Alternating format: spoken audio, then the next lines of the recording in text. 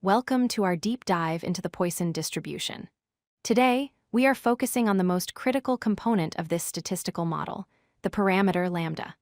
By the end of this video, you will understand exactly what this Greek symbol represents and why it is known as the average rate of occurrence. To understand lambda, we first need to look at the Poisson distribution itself. This statistical model is used to count the number of discrete events that happen within a fixed interval of time or space. Think about things like the number of phone calls a business receives in an hour or the number of emails landing in your inbox daily. These events happen randomly, but often at a predictable average rate. The heart of the Poisson distribution is a single parameter, represented by the Greek letter lambda.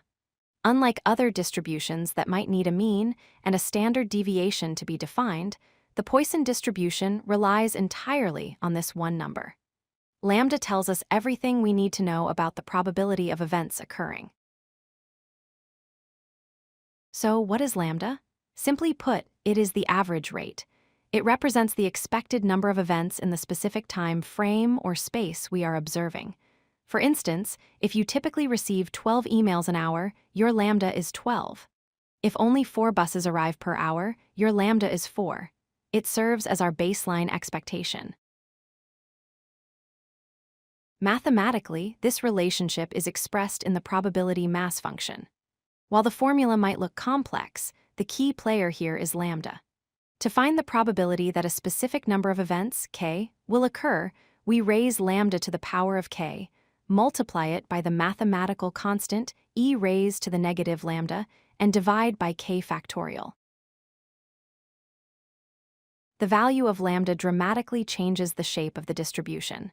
When lambda is small, the graph is skewed heavily to the right, meaning low counts are most common. However, as lambda increases, the distribution shifts. It becomes more symmetric and bell-shaped, looking increasingly like a normal distribution. There is a special, almost magical property of the Poisson distribution that sets it apart. The mean, or expected value, is exactly equal to the variance. Both are equal to lambda.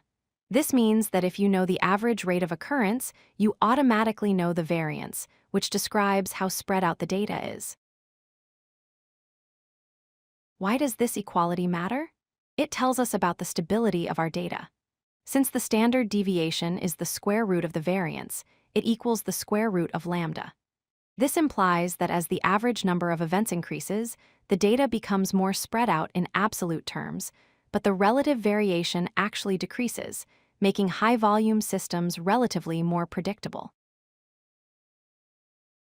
Let's apply this to a call center scenario. If the center receives an average of 10 calls per minute, our lambda is 10. Because of the unique property we just discussed, the variance is also 10. This helps managers understand not just the average load, but the likely fluctuations they will see minute to minute, allowing for better staffing decisions. To wrap up, remember these 3 points. First, lambda is simply the average rate of events. Second, the Poisson distribution is unique because its mean and variance are identical, both equal to lambda. And finally, as this rate increases, the distribution becomes more symmetric and predictable. Thank you for watching. If you like this video, hit that like button and don't forget to subscribe. Visit codelucky.com for more such useful content.